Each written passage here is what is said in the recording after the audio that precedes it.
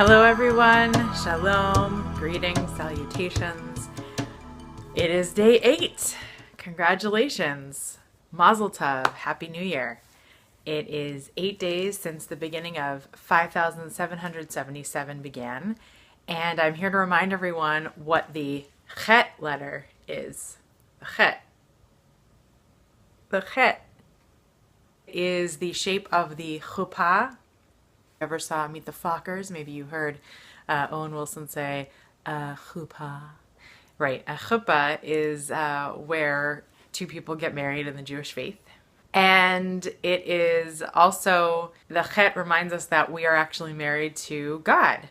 And it is a relationship that lasts a very long time, from the second that we are thunk into this world until we move on and our soul goes to another place, and then we, God willing, come back to perfect ourselves again or make ourselves even better. Whether we like it or not, whether we're conscious of it or not, and to the extent that we believe it and have a mindful relationship with God, we can have a very present experience in this world and hopefully see the meaning, or as much meaning as we can, as opposed to it's just all chaos. The 8th day between Rosh Hashanah and Yom Kippur for me makes me remember that I'm getting closer to Yom Kippur. Yom Kippur is the 10th day. Rosh Hashanah is the 1st and 2nd. And so we're getting closer and closer and closer to Yom Kippur. And chet also symbolizes mistake.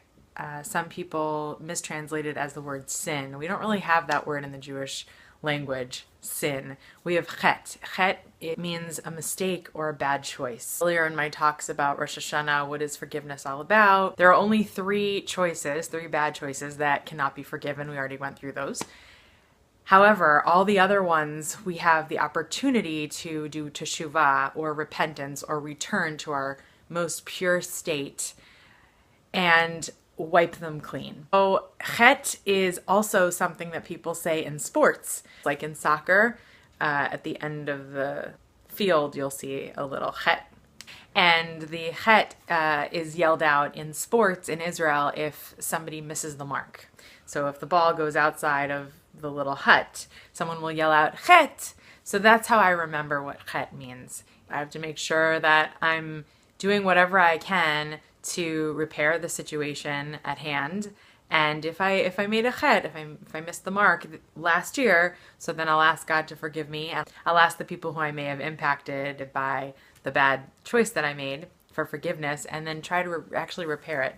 How often when we do make a mistake or we do ask for forgiveness, do we go back to the person who was impacted and actually try to make reparations and make our relationship pure, stronger?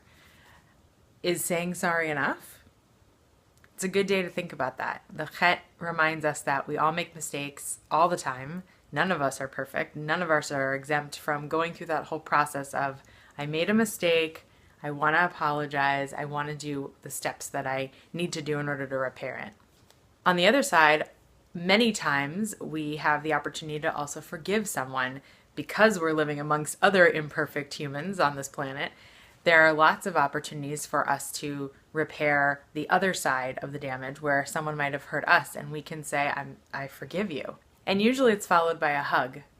And a few days ago when we had the hey, which is almost like a hug really makes things right, really puts two people together and makes a space for their heart and your heart to connect. And that's why hugs feel so special and really get to us, and why we're so quick to do it. It's so funny how I see it all the time. Someone will say, I'm sorry, and the other person will say, it's okay. And then the person asking for will say, can I have a hug?